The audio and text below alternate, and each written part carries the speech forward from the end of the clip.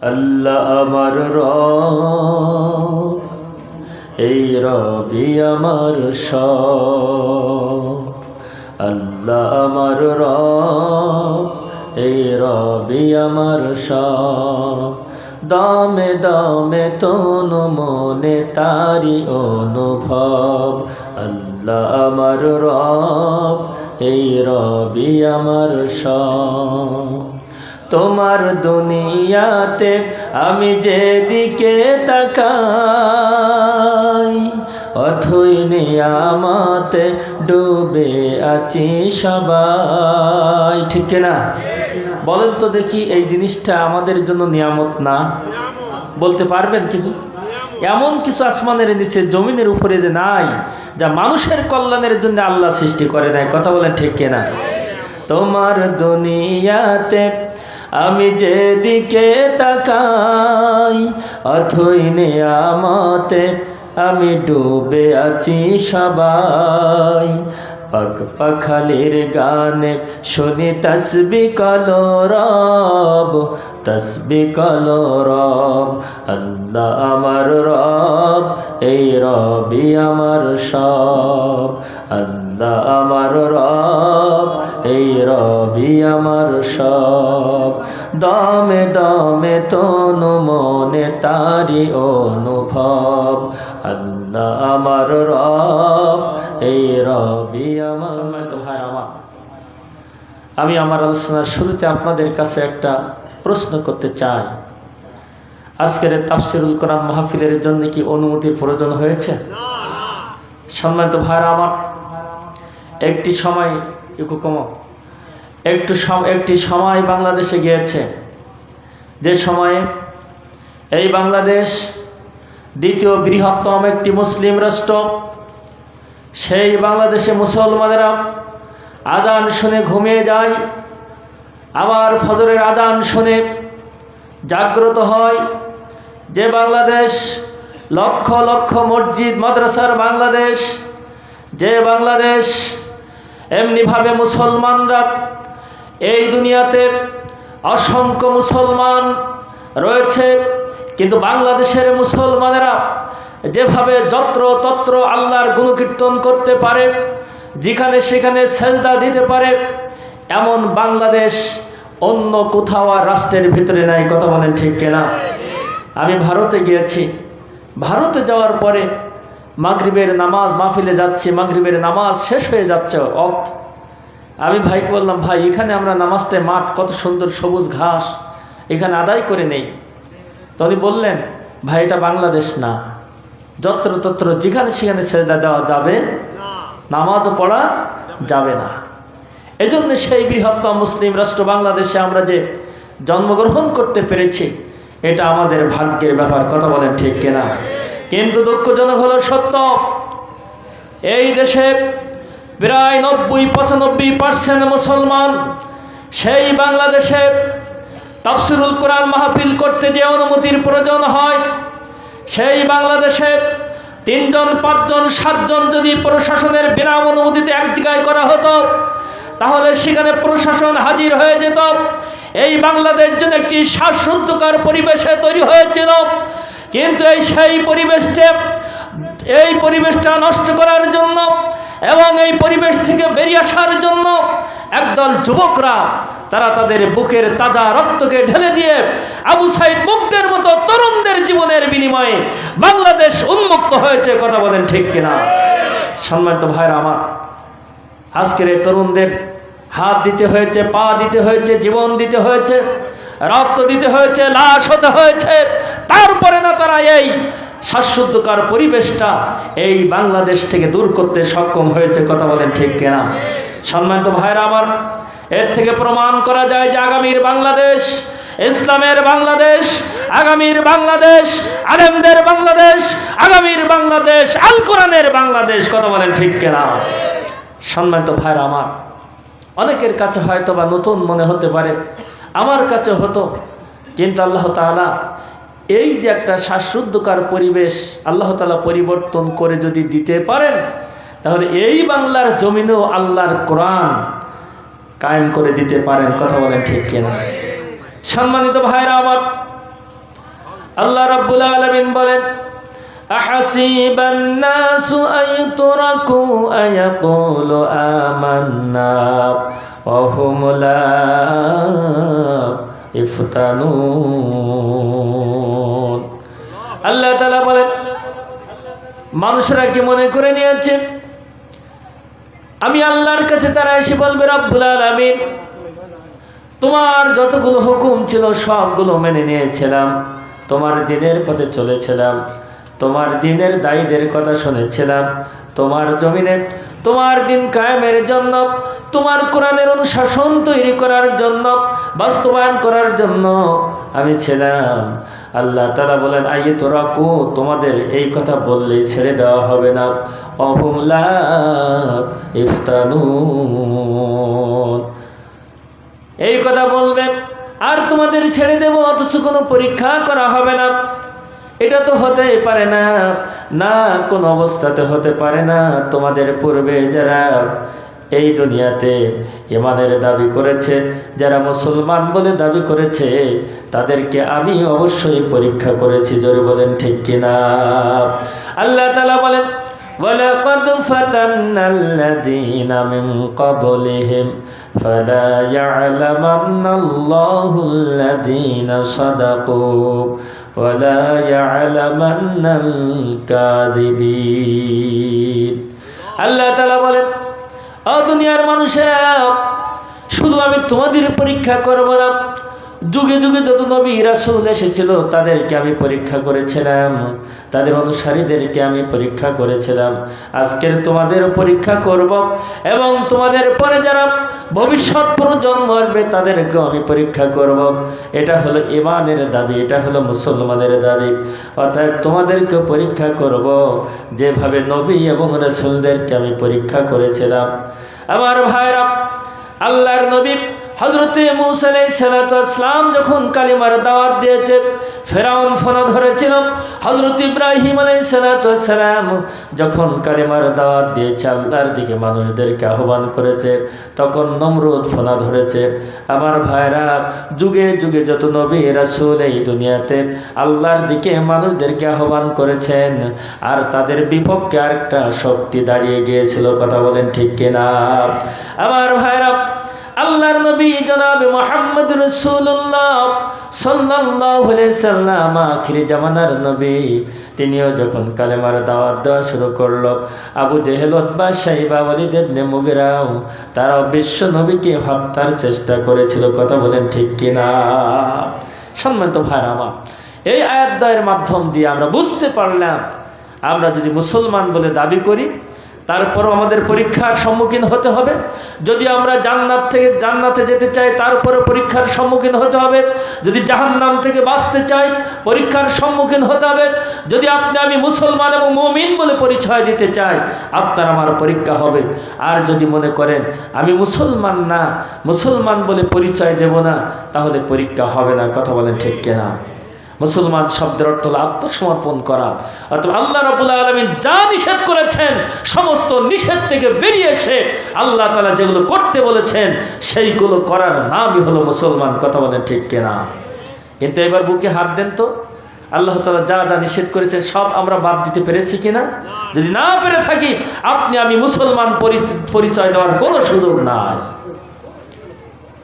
মুসলমান পরিচয় দিয়েছিলেন তৎকালীন সময়ের নবী এবং রাসূলরা, তাদের পরীক্ষার সম্মুখীন হতে হয়েছিল। আমার ভাইরা, কিন্তু তারা নবী এবং রাসূলদেরকে বিরোধিতা করে কিন্তু কোনো হয়রান হতে পেরেছিল। আমার ভাইরা, হযরতে মূসা আলাইহিস সালাতু ওয়াস সালামের বিরুদ্ধে যখন ফেরাউন ফোনা ধরেছিল, হযরত ইব্রাহিম আলাইহিস সালাতু ওয়াস সালামের বিরুদ্ধে যখন নমরুদ ফোনা ধরেছিল, আর তারা নমরুদ ইব্রাহিম আলাইহিস সালাতু ওয়াস সালামের বিরুদ্ধে ফোনা ধরার কারণে, মূসা আলাইহিস সালামের বিরুদ্ধে ফেরাউন ফোনা ধরার কারণে দুনিয়াতে তারা কিন্তু স্থায়ী হতে পারে নাই। দুনিয়াতে তাদের পরিচিতি কিন্তু বৃদ্ধি পায় নাই, বরং ফেরাউনকে নীল নদের ভিতরে চুবিয়ে চুবিয়ে আল্লাহ তাআলা দৃষ্টান্ত রেখেছেন। কথা বলেন ঠিক কিনা? দুনিয়ার থেকে বিদায় করে দিয়েছেন। নমরুদ যখন ইব্রাহিম আলাইহিস সালাতু ওয়াস সালামকে বিরোধিতা করেছে, একটা খোলা মশার মাধ্যমে তাকে দুনিয়ার থেকে বিদায় করে দিয়েছে। জোরে বলেন ঠিক কিনা?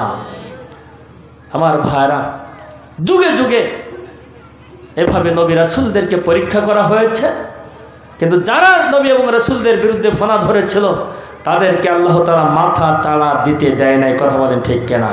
অতএব আল কোরআনের বিরুদ্ধে, ইসলামের বিরুদ্ধে, নবী রাসূলদের বিরুদ্ধে, নবী রাসূলদের উলামায়ে কিরামদের বিরুদ্ধে, অরেনদের বিরুদ্ধে আজ পর্যন্ত যারা মাথা চাড়া দেওয়ার চেষ্টা করেছে, আল্লাহ রাব্বুল আলামিন তাদের মাথাকে আস্তা করে নিক্ষেপ করেছে। কথা বলেন ঠিক কিনা? বাস্তব দৃষ্টান্ত হলো বর্তমান বাংলাদেশ। জোরে বলেন ঠিক কিনা? সবার চিন্তা ছিল কোনো পরিবর্তন হবে না, কিন্তু নমরুদ, সেই নমরুদকে দুনিয়ার থেকে বিদায় করে দিতে হামান কামান কিছুই লাগে নাই। নমরুদকে বিদায় করে দেওয়ার জন্য একটা ডানা ভাঙা মশার মাধ্যমে তাকে দুনিয়ার থেকে বিদায় করে দিয়েছেন আল্লাহ। কথা বলেন ঠিক কিনা? আমার ভাইরা, বাংলাদেশের এই শ্বাসরুদ্ধকর পরিবেশ পরিবর্তন করার জন্য কোনো বড় বড় রাজনৈতিক দল লাগে নাই, এদেশের তরুণ সমাজের মাধ্যম দিয়ে এই শ্বাসরুদ্ধকর পরিবেশ পরিবর্তন হয়েছে। কথা বলেন ঠিক কিনা? আমার ভাইরা, শুধু এখানেই শেষ নয়। হযরত ইউসুফ আলাইহিস সালাম যখন নবুয়তির দায়িত্ব পালন করতে শুরু করলেন, মানুষদেরকে আল্লাহর দিকে ডাকলেন, তাকে নারী কেলেঙ্কারি দেওয়া হয়েছে। হযরতে দাউদ আলাইহিস সালাম যখন আল্লাহ তাআলার দিকে মানুষদেরকে ডেকেছে, হযরতে দাউদ আলাইহিস সালামকে নারী কেলেঙ্কারি দেওয়া হয়েছে। কথা বলেন ঠিক কিনা? সম্মানিত ভাইরা আমার, যদি ইউসুফ আলাইহিস সালামের মতন একজন ব্যক্তিকে যদি নারী কেলেঙ্কারি তৎকালীন সময় দিতে পারে, তাহলে এটা আল্লাহ তাআলার পক্ষ থেকে ইউসুফ আলাইহিস সালামের একজন পরীক্ষা। হযরতে দাউদ আলাইহিস সালামকে তৎকালীন সময়ে যদি নারী কেলেঙ্কারি দেওয়া হতে পারে, তাহলে এটাও নবী আলাইহিস সালামের জন্য একটা পরীক্ষা। আমার ভাইরা, হযরত ইউসুফ আলাইহিস সালামকে যারা নারী কেলেঙ্কারি দিয়েছিল, হযরতে দাউদ আলাইহিস সালামকে যারা নারী কেলেঙ্কারি দিয়েছিল, আজকের আল্লামা দেলোয়ার হোসেন সাঈদী, বিশ্বনন্দিত মুফাসসির কোরআন আল্লামা দেলোয়ার হোসেন সাঈদীকে তাদের উত্তরসূরি নারী কেলেঙ্কারি দিয়েছে। কথা বলেন ঠিক কিনা? ভানুবীর সঙ্গে আল্লামা দেলোয়ার হোসেন সাঈদী নাকি ধর্ষণ করেছে, জেনা করেছে। এ কি শয়তানেও বিশ্বাস করে? বলেন, এ কি শয়তানেও বিশ্বাস করবে? সম্মানিত ভাইরা আমার, অতএব যুগে যুগে যারা ইসলামের পথে আহ্বান করেছে মানুষদেরকে, তাদের কোনো না কোনো অপবাদ দেওয়া হয়েছে, কোনো পরীক্ষা করা হয়েছে, এবং তাদের অনুসারী হিসাবে যারা কাজ করেছে তাদেরকে আল্লাহ তাআলা পরীক্ষা করেছেন। অতএব আমরা আমাদের শেষ নবীকে হারিয়েছি। রাসূল পাক সাল্লাল্লাহু আলাইহি ওয়াসাল্লাম বলেছেন, আল উলামা ওয়ারাসাতুল আম্বিয়া, যারা কোরআন এবং হাদিসের জ্ঞান রাখবে তারা হলো নবীদের ওয়ারিস, তারা হলো আলেম, আর এই আলেমরাই হলো নবীদের ওয়ারিস। আল্লামা দেলোয়ার হোসেন সাঈদী, তিনি একজন ছিলেন বিশ্বনন্দিত মুফাসসির কোরআন, তাকেও কিন্তু মহিলা অর্থাৎ নারী কেলেঙ্কারি দেওয়া হয়েছে। কথা বলেন ঠিক কিনা? আমার ভাইরা, আল্লাহর নবী জনাবে মুহাম্মদ রাসূলুল্লাহ সাল্লাল্লাহু আলাইহি ওয়াসাল্লাম যখন তিনি শেষ নবীর দায়িত্ব নিয়ে যখন মানুষদেরকে আলোর পথের সন্ধান দেওয়ার জন্য লিতুখরিজান নাসা মিনাজ জুলুমাতি ইলান নূর, আল্লাহ তাআলা বলেন, যখন বিশ্বনবী সাল্লাল্লাহু আলাইহি ওয়াসাল্লাম মানুষদেরকে অন্ধকারাচ্ছন্ন পথ থেকে মানুষদেরকে আলোর পথের সন্ধান দিতে শুরু করলো, আবু বকর, ওমর, ওসমান আলী, খাব্বাব, খুবাইব, জাহাজ যখন ইসলাম গ্রহণ করতে শুরু করলো, তখন আবু জেহেল, উতবা, শাইবা, ওলীদ ইবনে মুগীরা, তাদের চিন্তার পরিবর্তন হয়ে গেল। তাদের চিন্তার পরিবর্তন হয়ে গেল। কি সর্বনাশ! আব্দুল্লাহর বেটা মুহাম্মদ রাসূলুল্লাহ সাল্লাল্লাহু আলাইহি ওয়াসাল্লামের হাতে হাত রেখে যারা ইসলাম গ্রহণ করতেছে, একদিন আমাদের নেতৃত্ব কর্তৃত্ব তো মুহাম্মাদের হাতে চলে যাবে। এই কারণে তারা যেন চিন্তায় বিভোর হয়ে গেল। আমার ভাইরা, আল্লাহর নবী সাল্লাল্লাহু আলাইহি ওয়াসাল্লামের এই দাওয়াতি মিশনকে বন্ধ করার জন্য, স্তব্ধ করে দেওয়ার জন্য আবু জেহেল, উতবা, শাইবা, ওলীদ ইবনে মুগীরা, কুসাই ইবনে কিলাবের বাড়ি অর্থাৎ দারুন নদওয়ায় তারা জরুরি মিটিং করল। যে আব্দুল্লাহর বেটা মুহাম্মদ যে কালিমার দাওয়াত দিতেছে, এই কালিমার দাওয়াত যদি অব্যাহত থাকে, তাহলে একদিন তার হাতে সমস্ত মানুষ ইসলাম গ্রহণ করে আমাদের সঙ্গী সাথী সবাই তার সঙ্গী সাথী হয়ে যাবে। আমাদের নেতৃত্ব কর্তৃত্বের চেয়ার কিন্তু তাদের হাতে চলে যাবে। আমার ভাইরা, এই কারণে তারা দারুণ দোয়ায় বৈঠক বসে তারা সিদ্ধান্ত নিতে লাগলো যে আসলে আব্দুল্লাহর বেটা মুহাম্মাদের এই দাওয়াতকে বন্ধ করে দিতে হবে। কিভাবে দেওয়া যাবে? কেউ বলল তাকে হত্যা করতে হবে, কেউ বলল তাকে জেলে দিতে হবে, আবার কেউ বলল তাকে দেশ থেকে তাড়িয়ে দিতে হবে। সম্মানিত ভাইরা আমার, যখন এই ধরনের প্রস্তাব পেশ করল, আল্লাহর নবীর চাচা আবু তালেব বলল, আবু জেহেল, আমার ভাইপোর বিরুদ্ধে এত বড় সিদ্ধান্ত নেওয়ার প্রয়োজন নাই। আমার ভাইপো মুহাম্মদ রাসূলুল্লাহ সাল্লাল্লাহু আলাইহি ওয়াসাল্লাম তিনি এমনি কালেমার দাওয়াত বন্ধ করে দেবেন। আমি আব্দুল্লাহর বেটা মুহাম্মদ, আমি আব্দুল্লাহর বেটা মুহাম্মাদের কাছে যদি দাবি করি, কারণ মুহাম্মাদের আমি ঘাড়ে করে, মুহাম্মাদের আমি কোলে করে মানুষ করেছি, যখন তার কোনো আশ্রয় ছিল না আমি সে দায়িত্ব পালন করেছি, যখন শত্রুর কবল থেকে যখন হেফাজতের দায়িত্ব দরকার ছিল সে দায়িত্ব আমি গ্রহণ করেছিলাম। অতএব আমি যদি মুহাম্মদকে নিষেধ করি তাহলে কালেমার দাওয়াত বন্ধ করে দেবে। সম্মানিত হাজিরিন, আবু তালিব বিশ্ব নবীর কাছে চলে গেল, ও মুহাম্মদ, তোমার কাছে এসেছি বড় আশা নিয়ে, তুমি বলো আমার আশাটা পূর্ণ করবে কিনা? আল্লাহর নবী বলল, চাচাজি অবশ্যই পূর্ণ করব, যদি আমার ইমানের সাথে সাংঘর্ষিক না হয়। আমার ইমানের সাথে যদি সাংঘর্ষিক হয় তাহলে আমি আপনার দাবি পূরণ করতে পারবো না। আমার ভাইরা, আবু তালেব বলল, মুহাম্মদ, দাবিটা হলে তুমি যে কালেমার দাওয়াত দিতেছ, দেওয়ার কারণে আবু বকর, ওমর, ওসমান, আলী, খাব্বাব আস্তে আস্তে করে যারা ইসলাম গ্রহণ করে তোমার হাতকে শক্তিশালী করতেছে, এই দাওয়াতটা দেওয়া যাবে না। যদি দাওয়াতটা বন্ধ করে দাও তাহলে তুমি যদি মক্কা মদিনার প্রেসিডেন্ট হতে চাও তাও দেওয়া হবে, নারী, গাড়ি, বাড়ি, টাকা পয়সা চাও তাও দেওয়া হবে। আল্লাহর নবী বললেন, চাচাজি আপনাদের জন্য এগুলো তো দেওয়া সম্ভব, কিন্তু আপনাদের জন্য যেটা আমার জন্য দেওয়া সম্ভব না। আকাশের চাঁদটা যদি ডান হাতে তুলে দেন আর সূর্যটা যদি বাম হাতে তুলে দেন, যদিও দিতে পারবেন না, তারপরেও যদি দিতে পারেন, তারপরও একটি মুহূর্তের জন্য আমি কালেমার দাওয়াত বন্ধ করব না। জোরে বলেন সুবহানাল্লাহ। আবার ভাইরা, একটি মুহূর্তের জন্য কালেমার দাওয়াত বন্ধ করবেন, এত সম্পদ। আমার ভাইরা, আর আমরা এমন মুসলমান বলে দাবি করি, মাত্র এক কাপ চা হলো আমাদের ঈমান নষ্ট করার জন্য যথেষ্ট। কথা বলেন ঠিক কিনা? সম্মানিত ভাইরা আমার, আমরা এমন মুসলমান, আমাদের কেন এই হুঁশ নাই? আমাদের কেন এই জ্ঞান নাই? আমরা যাদের পিছনে হাঁটি, আমরা যাদের পিছনে ছুটি, আমরা যাদের পিছনে চলি, তাদের জীবনে নামাজ নাই, তাদের জীবনে কোরআন তেলাওয়াত নাই, তাদের রোজা নাই, তাদের আদর্শ নাই, তাদের চরিত্র নাই, তাদের পিছনে কোনো মুসলমানরা থাকতে পারে না। কথা বলেন ঠিক কিনা? আমি যার আনুগত্য করব, আমি যার পিছনে চলবো, দেখবো আমার পরকালের মুক্তির জন্য আমার কোনো দিক নির্দেশনা দিতে পারছে কিনা। কথা বলেন ঠিক কিনা? আমার নেতা, আমার বন্ধু, আমার আত্মীয় স্বজনের সঙ্গে আমি চলবো, কিন্তু তিনি নামাজ আদায় করেন কিনা, আমাকে নামাজের নির্দেশ দেন কিনা। উনি যদি নামাজ আদায় না করেন আর আমাকে যদি নামাজের নির্দেশ না দেন, বুঝতে হবে ও আমার বন্ধু না, ও আমার পাশের শত্রু। কথা বলেন ঠিক কিনা? আমার ভাইরা, তার বাস্তব প্রমাণ হলো কিয়ামতের দিন আল্লাহ পাক রব্বুল আলামিন ওই ধরনের বন্ধু এবং নেতা এবং কর্মীদেরকে একত্রিত করা হবে। আল্লাহ তাআলা বলেন, ওয়া বারাজু লিল্লাহি জামিআন ফাকালাদ দুআফাউ লিল্লাযিনা ইসতাকবারু ইলা আখিরিল আয়াত। আল্লাহ তাআলা বলেন, কিয়ামতের দিন সবাইকে একত্রিত করা হবে।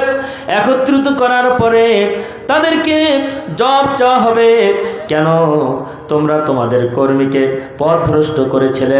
আবার কর্মীরা তাদের কাছে বলবে, রব্বুল আলামিন, আমার এই বন্ধু আমাকে পথভ্রষ্ট করেছিল, আজকের পথভ্রষ্ট করার কারণে আমি জাহান্নামে যাচ্ছি, আমি জাহান্নামে যাচ্ছি। মুগনুন আন্না মিন আযাবিল্লাহি মিন শাই, ও বন্ধু, জাহান্নামে যাওয়ার কারণে, তোমার কারণে আমি জাহান্নামে যাচ্ছি, এই কারণে কিছু আযাব তুমি কমাই দিতে পারবে কিনা? তখন তারা বলবে লাউ হাদানাল্লাহ, আমি নিজেই হেদায়েত প্রাপ্ত না, আর আমি নিজেই গুনাহগার হয়ে জাহান্নামী হয়ে তোমার আযাব আমি কিভাবে কমাই দেব? আমার ভাইরা, শুধু তাই নাই, তখন তারা ওই কান্নাকাটি করবে, সাউন আলাইনা জাজিনাম সাবারনা মা লানা মিন মাহিস। তখন ওই নেতা অনুসারীকে বলবে, দেখো তুমিও হেদায়েত প্রাপ্ত না, আমিও তো হেদায়েত প্রাপ্ত না, তুমি আজকের কান্নাকাটি করে তো লাভ হবে না, তোমার পাশে কেউ আসবে না, তোমার কান্নাকাটিও কেউ দেখবে না। আমার ভাইরা, ওই দিন নেতা এবং কর্মী দুই বন্ধু সবাই মিলে জাহান্নামে চলে যেতে হবে। এই কারণে আমাদের বুঝতে হবে, শিক্ষা নিতে হবে, কার পিছনে ছুটছি, কার কথা মানছি, কার পিছনে টাকা খরচ করছি, কার পিছনে সময় নষ্ট করছি। উনি যদি আমার রোজার কথা বলেন, রোজার দাওয়াত দেন, উনি যদি আমার নামাজের দাওয়াত দেন, উনি যদি কোরআন পড়ার জন্য দাওয়াত দেন, উনি যদি হাদিস পড়ার জন্য দাওয়াত দেন, উনি যদি আল্লাহর নবীর আদর্শ বাস্তবায়নের পথে যদি আমাকে আহ্বান করেন, তাহলে বুঝতে হবে উনি আমার পরকালীন কল্যাণ চায়। আর যদি এর বাইরে যদি আপনার আমার কাছ থেকে কোনো কিছু আশা করে, তাহলে বুঝতে হবে ও রাজনৈতিক এজেন্ডা আমার কাছ থেকে বাস্তবায়ন করে নিতে চায়। অর্থাৎ কিয়ামতের দিন ও তো জাহান্নামী হবে, আমাকেও জাহান্নামী হতে হবে। অর্থাৎ আমি মুসলমান হয়ে আমি তার আনুগত্য করতে পারি না। কথা বলেন ঠিক কিনা? হিসাব করতে হবে। কিয়ামতের দিন ও ভাই কান্নাকাটি করবে, কান্নাকাটি দেখার লোক হবে না। শেষবেলায় কি করবে? দুই হাতের আঙ্গুল চেবাতে থাকবে আর কামড়াতে থাকবে আর আফসোস করবে, হায় আল্লাহ, যদি সেদিন আল্লাহ ওয়া রাসূলের পথে চলতাম তাহলে আজকের আমার অবস্থাটা এমন হতো না। সম্মানিত ভাইরা আমার, বিশ্বনবী সাল্লাল্লাহু আলাইহি ওয়াসাল্লাম এই ধরনের পথে না ডেকে সাহাবায়ে কিরামদেরকে, ওই সমস্ত যারা অন্ধকারের পথে জীবন পরিচালনা করত, তাদেরকে আলোর পথের সন্ধান দিয়ে দাও, তাদেরকে অন্ধকারের পথ থেকে আলোর পথে আনার চেষ্টা করত। এই কারণে আবু বকর, ওমর, ওসমান আলী আস্তে আস্তে করে আল্লাহর নবীর হাতে হাত রেখে ইসলাম গ্রহণ করত। কারণ তারা বুঝেছিল যে না, আল্লাহর কোরআনের বাইরে যদি আমরা অন্য কারোর আনুগত্য করি তাহলে একদিন এই দুনিয়ার জীবন শেষ হয়ে যাবে, এই দুনিয়ার জীবনের সমাপ্তি ঘটবে। সেদিন পরকালে যে আল্লাহ পাক রব্বুল আলামিনের নিকট থেকে ক্ষমা আশা করা যাবে না।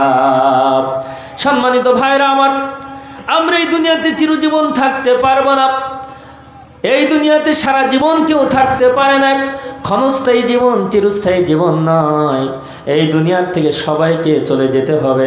আজরাইল যখন চলে আসবে তখন আল্লাহর কাছে বলবো, রব্বুল আলামিন লাউলা আখরতানি ইলা আজালিন করিব ফাসাদদাকা ওয়া আকুম মিনাস সালিহিন।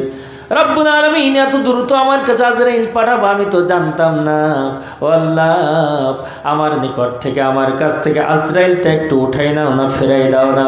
যদি আজরাইলটা একটু ফেরাই দিতেন তাহলে আমার জীবনে তো দান সৎকা করার সুযোগ হয় নাই, আমার জীবনে সৎ পথে চলার সুযোগ হয় নাই, আমার জীবনে সৎ মানুষের সঙ্গে চলার সুযোগ হয় নাই। মাবুদ আল্লাহ, আজরাইল খানা একটুখানি পরিবর্তন করে দিয়ে দাও, ফেরাই দিয়ে দাও, দিনটা পরিবর্তন করে দিয়ে দাও। আল্লাহ তাআলা বলবেন, ওয়ালা ইউখিরুল্লাহু নাফসান ইযা জা আজালুহা আল্লাহু খাবীরুম বিমা তা'মালুন।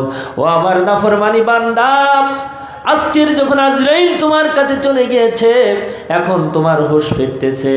ও আল্লাহ, আমি দান সৎকা করি নাই, আজরাইল যদি ফিরে যেত তাহলে দান সৎকা বেশি বেশি করে আসতাম। ও আল্লাহ, যদি আজরাইল ফিরে যেত, সৎ মানুষের সঙ্গে আমার চলার সুযোগ হয় নাই, আমি সৎ মানুষের সঙ্গে চলতাম। সেদিন যখন এই ধরনের আক্ষেপ আল্লাহর কাছে বলবে, আল্লাহ পরিষ্কার বলে দেবে, ও আমার নাফরমানি বান্দা, আমি তোমাকে 10, 20, 30, 40, 60, 100 বছর পর্যন্ত হায়াত দিয়েছিলাম। বালিগাছা আকসা মসজিদের সামনে 1 নাই 2 নাই 60 বছর দিয়ে ওয়াজ মাহফিল হয়েছে, কিন্তু তোমার জীবনে কোনো শিক্ষা হয় না, তুমি শিক্ষা নিতে পারো নাই। আর আজরাইল যখন আজকের তোমার কাছে চলে গিয়েছে, তুমি আজকের আমার কাছে আক্ষেপ করছো, রব্বুল আলামিন আজরাইল খানা একটু ফেরাই নাও। না না না, তুমি যে কত বড় নাফরমানি বান্দা, তুমি যে কত বড় মুনাফিকি বান্দা, আমার চিনতে বাকি নাই। জোরে বলেন ঠিক কিনা? আমার ভাইরা, যুগে যুগে নবী রাসূলরা কেন পরীক্ষার সম্মুখীন হয়েছিল, কেন সাহাবায়ে কিরামরা পরীক্ষার সম্মুখীন হয়েছিল, কারণ কি ছিল? আমার ভাইরা, তারা যদি আবু জেহেলের সঙ্গে সাথী হয়ে থাকতো, তাদের অর্থের অভাব ছিল না, বাড়ির অভাব ছিল না, তাদের স্বার্থের অভাব ছিল না, সম্মানের অভাব ছিল না, কিন্তু সব অর্থ বৃত্ত ছেড়ে দিয়ে আল্লাহর নবীর হাতে হাত রেখে যারা ইসলাম গ্রহণ করেছিল, তাদেরকে দিনের পর না খেয়েও থাকতে হয়েছে। কিন্তু ওই আরাম আয়েশ ছেড়ে কেন আল্লাহর নবীর সাথে ইসলাম গ্রহণ করে হাতে হাত রেখে ইসলামের সুশীতল আশ্রয় গ্রহণ করার পরে এত কষ্টে জীবনযাপন করেছে? কারণ কি? কারণ হলো আল্লাহ তাআলা বলেন, আহাসিবান নাস আইতুরাকু ইয়াকুলু আমান্না ওয়া হুম লা ইফতানুন। ও মুসলমানেরা, ও দুনিয়ার মানুষেরা, তোমরা যদি মনে করো যে কিয়ামতের দিন আমার কাছে এসে বলবে, আল্লাহ তোমার পথে আমরা চলেছিলাম আর তোমাদের ছেড়ে দেওয়া হবে, অথচ তোমাদের কোনো পরীক্ষা করা হবে না, এই জিনিসগুলো তৎকালীন সময়ে তারা বুঝতে পেরেছিল। আবু জেহেলের নেতৃত্ব মানলে মুক্তির ব্যবস্থা নেই, উতবা সাইবার নেতৃত্ব যদি মানি তাহলে নাজাতের কোনো ব্যবস্থা নাই, ওলীদ ইবনে মুগীরার যদি নেতৃত্ব মানি তাহলে জাহান্নাম থেকে বাঁচার কোনো পথ হবে না। যদি এই সমস্ত নাস্তিক মুরতাদদের, যাদের জীবনে নামাজ নাই, যাদের জীবনে রোজা নাই, যাদের জীবনে কোরআন নাই, যাদের জীবনে রোজা নাই, যাদের জীবনে আদর্শ নাই, নবীর আদর্শ বাদ দিয়ে চলে, এদের সাথে যদি চলি তাহলে আমাদের মুক্তির কোনো পথ নাই, জান্নাতে যাওয়ার সুযোগ নাই। এই কারণে তাদের সমস্ত নেতৃত্বকে বাদ দিয়ে আল্লাহর নবীর নেতৃত্ব, আল্লাহর নবীর হাতে হাত রেখে ইসলাম গ্রহণ করেছিল। জোরে বলেন ঠিক কিনা? সম্মানিত ভাইরা আমার, আল্লাহর নবী সাল্লাল্লাহু আলাইহি ওয়াসাল্লামের প্রতি ঈমান আনার কারণে দেখেন কি পরিমাণে সাহাবায়ে কিরামদের পরীক্ষার সম্মুখীন হতে হয়েছে। হযরত খুবাইব রাদিয়াল্লাহু তাআলা আনহু যখন ইসলাম গ্রহণ করলেন, ইসলাম গ্রহণ করার কারণে হযরত খুবাইবকে ধরে নিয়ে গাছের গায়ে বাঁধা হলো। ও খুবাইব, তুমি বলো, তুমি যে আল্লাহর নবীর হাতে হাত রেখে ইসলাম গ্রহণ করেছো, একটু পরেই কিন্তু তোমাকে দুনিয়ার থেকে সরাই দেওয়া হবে, তুমি এখনো বলো আল্লাহর নবীর আদর্শ ত্যাগ করবে কিনা? আমার ভাইরা, হযরতে খুবাইব রাদিয়াল্লাহু তাআলা বললেন, ও আল্লাহর নবীর শত্রুরা, আমি যে বিশ্ব নবীর হাতে হাত রেখে ইসলাম গ্রহণ করেছি, আমি কোনো অবস্থাতে তার আদর্শ আমি ত্যাগ করব না। এই কথা যখন বললেন, হযরতে খুবাইব রাদিয়াল্লাহু তাআলা আনহু যেহেতু ওই গাছের গায়ে বাঁধা আছে, খুবাইব রাদিয়াল্লাহু তাআলা আনহুর শরীরে এত পরিমাণে অস্ত্র দিয়ে চিরতে শুরু করলো, শরীরটা ফাটিয়ে দেওয়া হলো, শরীরটা চিরে চিরে দ্বিখণ্ডিত করে দেওয়া হলো, চামড়াগুলো ক্ষতবিক্ষত করে দেওয়া হলো। হযরত খুবাইব রাদিয়াল্লাহু তাআলা আনহুর শরীর থেকে অঝরে যখন রক্ত ঝরতেছে, অঝরে রক্ত ঝরতেছে, এক পর্যায়ে হযরত খুবাইব রাদিয়াল্লাহু তাআলা আনহু নিস্তেজ হয়ে গেল। হযরতে খুবাইবকে বলা হলো, ও খুবাইব রাদিয়াল্লাহু তাআলা আনহু, তুমি যে বিশ্ব নবীর আদর্শ গ্রহণ করেছো, তুমি এখনো পর্যন্ত ত্যাগ করো, তোমার জীবন বড় না বিশ্ব নবীর আদর্শ বড়? হযরতে খুবাইব রাদিয়াল্লাহু তাআলা আনহু বললেন, আমি বিশ্ব নবীর আদর্শ কোনো অবস্থাতে ত্যাগ করতে পারি না, তিলে তিলে আমার জীবনটা দিতে রাজি আছি, কিন্তু আমি আল্লাহর নবীর পথ ধরেছি, এই পথ থেকে আমি সরে যেতে রাজি নাই। জোরে বলেন ঠিক কিনা? জোরে বলেন ঠিক কিনা? সম্মানিত ভাইরা আমার, হযরতে খুবাইব রাদিয়াল্লাহু তাআলা যখন এই কথা বললেন, হযরতে খুবাইব রাদিয়াল্লাহু তাআলাকে বলা হলো, খুবাইব, এখনই কিন্তু তোমাকে দুনিয়ার থেকে বিদায় করে দেওয়া হবে, তুমি এখনো চিন্তা করো যে ইসলাম ত্যাগ করবে না তোমার ওই অবস্থানে বহাল থাকবে। হযরতে খুবাইব রাদিয়াল্লাহু তাআলা বললেন, না, আমি যে চিন্তা করেছি এটাই আমার ফয়সালা, এটাই আমার সিদ্ধান্ত, আমি ইসলাম ত্যাগ করব না। হযরতে খুবাইব রাদিয়াল্লাহু তাআলা আনহুকে হযরতে খুবাইব রাদিয়াল্লাহু আনহুকে বললেন, খুবাইব, তাহলে বলো, এখনই তোমাকে কিন্তু দুনিয়ার থেকে সরিয়ে চড়ে মৃত্যুবরণ করানো হবে, দুনিয়ার থেকে বিদায় করে দেওয়া হবে, তোমার মনের চিন্তা কি আছে, মনের খায়েশ কি আছে? আমার ভাইরা, হযরতে খুবাইব রাদিয়াল্লাহু তাআলা বললেন, ও আল্লাহর নবীর শত্রুরা, আমার কোনো ইচ্ছা নেই, কোনো খায়েশ নেই, একটাই চিন্তা আছে, যদি আমার মৃত্যুই বরণ করতে হয় তাহলে যে নবীর আদর্শে আমি আদর্শিত হয়েছি, ওই নবীর নামাজ কেন আমি 2 রাকাত রাকাত নামাজ আদায় করব, জীবনের শেষে 2টা রাকাত সেজদা দেব, ওই রবের কাছে আমি কেঁদে কেঁদে বলবো, রব্বুল আলামিন, রব্বুল আলামিন, তোমার নবীর আদর্শ গ্রহণ করার কারণে, তোমার প্রতি ঈমান আনার কারণে মাবুদ আমাকে দুনিয়ার থেকে শাহাদাত বরণ করতে হলো। এই কারণে হযরত খুবাইব রাদিয়াল্লাহু তাআলা আনহু যখন এই কথা বললেন, বলার পরে কাফেররা তাকে সময় দিল 2 রাকাত নামাজ আদায় করার জন্য। হযরত খুবাইব রাদিয়াল্লাহু তাআলা আনহু, আমরা যখন মৃত্যুবরণ করি তখন বলি আমার জীবনের শেষ ইচ্ছা কি, আমার মেয়েটার একটু দেখবো, কি তাই না? কি কথা বুঝেননি? অমুক মেয়েটার একটু দেখবো, অমুক জায়গায় কিন্তু এই টাকা আছে, ওই ব্যাংকে আছে, ওই ব্যাংকে আছে, এরকম বলা হয় না? অনেকেই কিন্তু বলে। হযরত খুবাইব রাদিয়াল্লাহু তাআলা বললেন, আমার জীবনের শেষ ইচ্ছা হলো ওই আসমান যিনি সৃষ্টি করেছেন, জমিন যিনি সৃষ্টি করেছেন, আবার এই আসমান যিনি ধ্বংস করে দেবেন, যেদিন হাসরের ময়দান কায়েম করবে, যেদিন হাসরের ময়দান কায়েম হয়ে যাবে, সেদিন কোনো রাজাধিরাজ এটা দেখা হবে না, কোনো হাজী সাহেব, পীর সাহেব, কারি সাহেব, কিছুই দেখা যাবে না, দেখা হবে না। সেদিন শুধুমাত্র মানুষের আমল নিয়ে নাজাতের পথ উন্মুক্ত হবে। অতএব আমি শেষ পর্যন্ত আল্লাহর আমল করে দিতে চাই, আল্লাহর পথে আমি আমার জীবনটা বিসর্জন দিতে চাই। অতএব আমি শেষে একটু আল্লাহর জন্য সেজদা দিতে চাই। হযরতে খুবাইব রাদিয়াল্লাহু তাআলা আনহুকে সুযোগ দেওয়া হলো। হযরতে খুবাইব রাদিয়াল্লাহু তাআলা আনহু তিনি সেজদায় পড়ে গেল। 2 রাকাত নামাজ পড়তে যেন অধিক সময় লেগে গেল। হযরতে খুবাইব রাদিয়াল্লাহু তাআলা আনহু চিন্তা করলেন, আমি যদি নামাজের ভিতরে বেশি সময় নিয়ে নেই তাহলে হয়তোবা কাফেররা মনে করবে মৃত্যুর ভয়ে সেজদায় পড়ে আছে। কথা বলেন ঠিক কিনা? আমার ভাইরা, কষ্ট হচ্ছে, ঠিক বাড়ি যেই বললি কি হয়? হ্যাঁ, বাড়ি যেই খেতার মধ্যে যে বলবেন জি। সম্মানিত ভাইরা আমার, হযরত খুবাইব রাদিয়াল্লাহু তাআলা আনহু ছিলেন একজন স্বচ্ছ এবং খাঁটি মুসলিম এবং মুসলমান। জোরে বলেন ঠিক কিনা? আপনার আমার মতো মুসলমান নয়, তিনি ছিলেন প্রকৃত একজন মুসলমান। আল্লাহর নবীর হাতে হাত রেখে ইসলাম গ্রহণ করেছিল। তিনি যখন দুনিয়ার থেকে সরে যাবেন, যখন সরিয়ে দেওয়া হবে, মনে অন্য কিছু চায় না, চেয়েছ আল্লাহর এবং রবের সেজদা দিতে। কথা বলেন ঠিক কিনা? মুমিনরা ঈমানের, জি কিছু বলছো, মুমিনরা যাদের ভিতরে ঈমান আছে তারা কোনোদিন মৃত্যুকে ভয় পায় না। কথা বলেন ঠিক কিনা?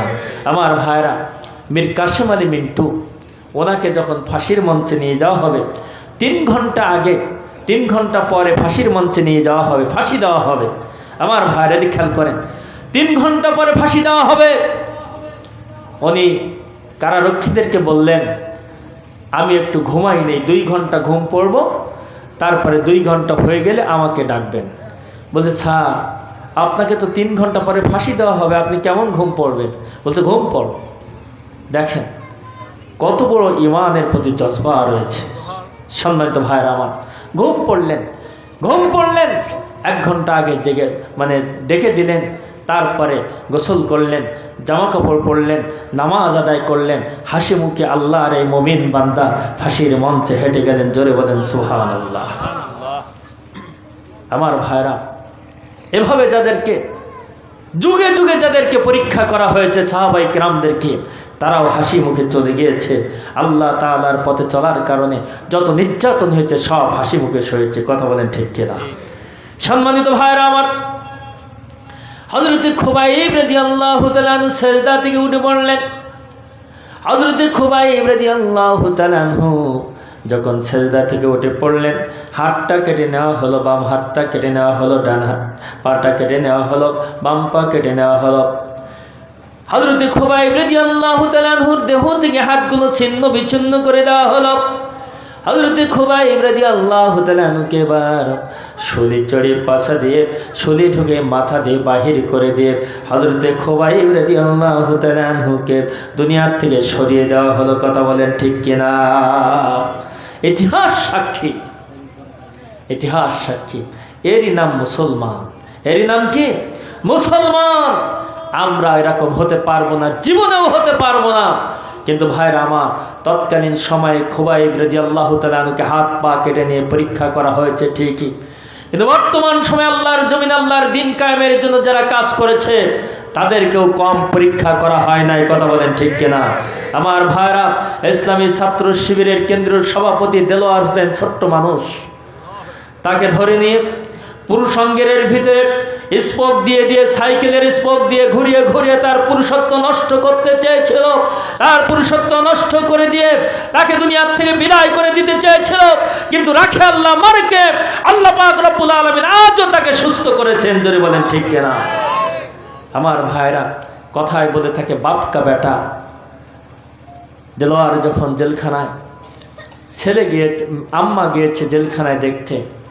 আম্মা যে বলছে, দেলোয়ার তুমি কিন্তু বাংলাদেশের কোটি কোটি ছাত্র জনতার অভিভাবক, আমি তোমার মা হয়ে যেন কখনো তোমার মুখটা অন্ধকার দেখে না, শত নির্যাতনের ভিতরেও তোমার মুখটা যেন আমি হাসি মুখে দেখি। জোরে বলেন আল্লাহু আকবার, জোরে বলেন আল্লাহু আকবার। মা এমন কথা বললেন, দেলোয়ারের মুখে কিন্তু হাসি ছিল। কথা বলেন ঠিক কিনা? আমার ভাইরা, হযরতে খুবাইব রাদিয়াল্লাহু তাআলা আনহুকে ধরা হলো, শুলি চড়িয়ে দুনিয়ার থেকে বিদায় করে দেওয়া হলো। এত নির্যাতন, এত নিষ্পেষণ করা হলো, লক্ষ লক্ষ মানুষ সেদিন দেখল। হযরতে সাঈদ ইবনে আমির রাদিয়াল্লাহু তাআলা আনহু বলেন, হযরতে সাঈদ ইবনে আমির রাদিয়াল্লাহু তাআলা আনহু তিনি হিমস নগরের গভর্নর ছিল। একজন যুবক ওমর রাদিয়াল্লাহু তাআলা আনহুর কাছে অভিযোগ দিল, আমিরুল মুমিনিন খলিফাতুল মুসলিমিন, আমাদের গভর্নর সাঈদ ইবনে আমির তিনি যেন মাঝে মধ্যে হাজার হাজার লক্ষ লক্ষ মানুষের মধ্যে বেহুশ হয়ে পড়ে যায়। আমিরুল মুমিনিন হযরত ওমর ফারুক রাদিয়াল্লাহু তাআলা আনহু বলেন, ও সাঈদ ইবনে আমির রাদিয়াল্লাহু তাআলা আনহু, যুবকটা যে অভিযোগ দিয়েছে অভিযোগটা সত্য কিনা, তুমি কেন মাঝে মধ্যে বেহুশ হয়ে পড়ে যাও? হযরত সাঈদ ইবনে আমির রাদিয়াল্লাহু তাআলা আনহু বলেন, আমিরুল মুমিনিন খলিফাতুল মুসলিমিন, আমার অন্য কোনো সমস্যা নাই, অন্য কোনো রোগ নাই। আমার সমস্যা হলো, আমি যখন অমুসলিম ছিলাম ওই সময় হযরতে খুবাইব রাদিয়াল্লাহু তাআলা আনহু ইসলাম গ্রহণ করার কারণে তাকে যে নির্যাতন নিষ্পেষণ করা হয়েছিল, তার দেহ থেকে অঙ্গ প্রত্যঙ্গ বিচ্ছিন্ন করা হয়েছিল। শুধু তাই নাই, তাকে শুলি চড়িয়ে দুনিয়ার থেকে যখন বিদায় করে দেওয়া হয়েছিল, লক্ষ লক্ষ মানুষ সেটা দেখেছিল। আমি তার ভিতরেও দর্শনার্থীদের ভিতরে একজন ছিলাম। আমিরুল মুমিনিন খলিফাতুল মুসলিমিন, তখন তো আমি ইসলাম গ্রহণ করি নাই। আজকের ইসলাম গ্রহণ করার কারণে যখন সেই খুবাইব রাদিয়াল্লাহু তাআলা আনহুর সেই দৃশ্য যখন আমার সামনে ভেসে আসে, তখন আমি আমার নিজেকে আর স্থির রাখতে পারি না। এই কারণে আমি মাঝে মধ্যে বেহুশ হয়ে পড়ি। জোরে বলেন সুবহানাল্লাহ, আরো জোরে বলেন সুবহানাল্লাহ। সম্মানিত ভাইরা আমার, এইভাবে তৎকালীন সময় মুসলমানদের পরীক্ষা করা হয়েছিল। আর আজকের সমাজে যদি একটু পুলিশের ভয় হয়, আর ঘরের থেকে বাহির হয় না, আর ইসলামী আন্দোলনের পথে ডাকলে আর কোনোদিন সাড়া দেওয়া হয় না। কিন্তু ভাইরা আমার, আমরা তো সেই ইসলামী আন্দোলনের পথে টিকে থেকে জেলখানায় গিয়েছি, হেঁটে আত্মসমর্পণ করেছি হেঁটে। যে আমার ভাইরা, যে পুলিশের পোশাক দেখলে আমাদের ভয় হতো, কিন্তু সেই পুলিশের ঘাড়ে ভর দিয়ে আবার আমাদেরকে জেলখানায় যেতে হয়েছে। কথা বলেন ঠিক কিনা? সম্মানিত ভাইরা আমার, আমি আপনাদের কাছে প্রশ্ন রাখতে চাই, বিগত 2001 থেকে 6 সাল পর্যন্ত আমরা তো রাষ্ট্রীয় ক্ষমতায় ছিলাম।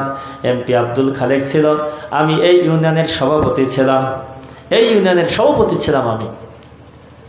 বলেন তো দেখি একজন, যে কারো কাছে চাঁদাবাজি করেছিলাম, কারোর কাছে মামলা দিয়েছিলাম, অথবা কারোর বড় একটা কথা বলেছিলাম?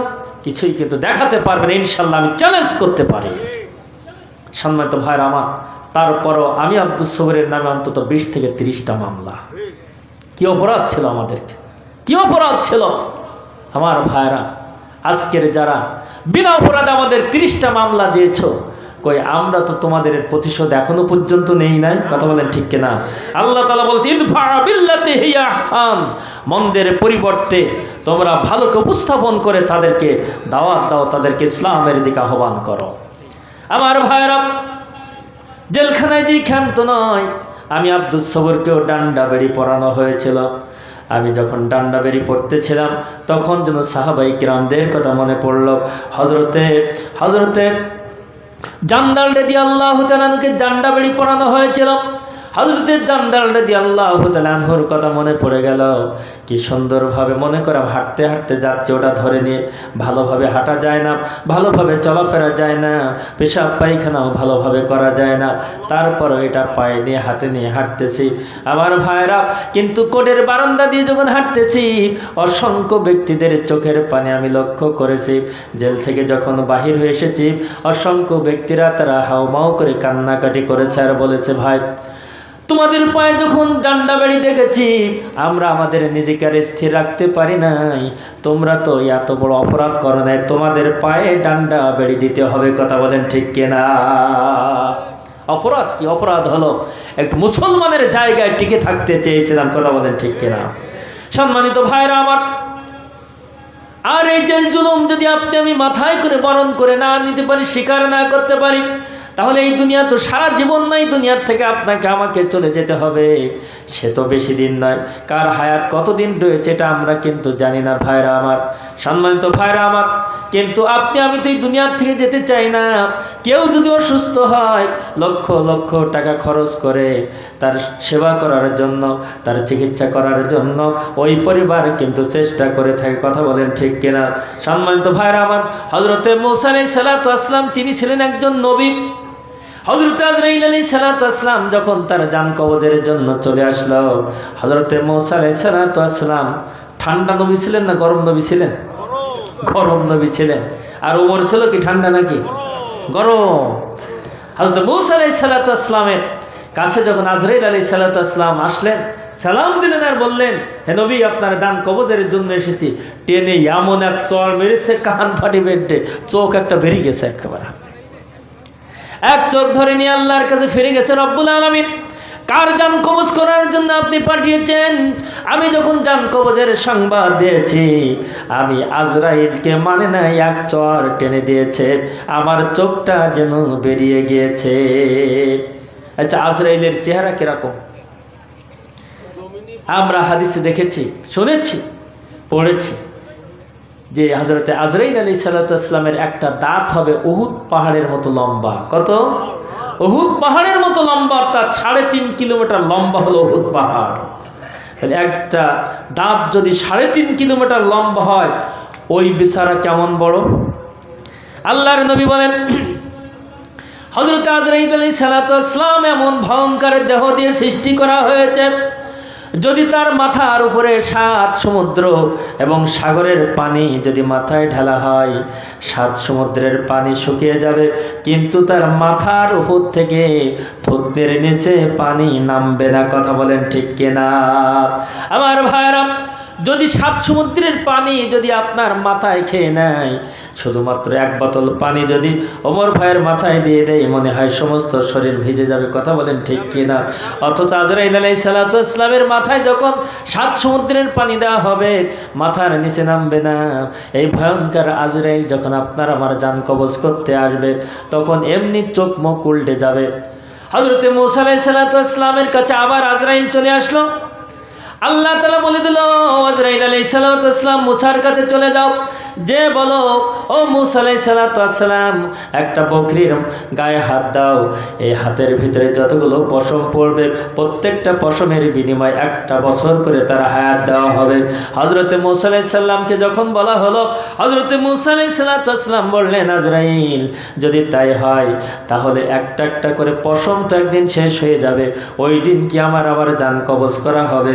হযরতে আজরাইল আলাইহিস সালাতু ওয়াস সালাম বললেন, ও মূসা আলাইহিস সালাতু ওয়াস সালাম, যেদিন পশম গোনা শেষ হয়ে যাবে, অর্থাৎ 1 বছর বছর করে যখন শেষ হয়ে যাবে, সেদিন আপনাকে আবার আমি জান কবজ করব।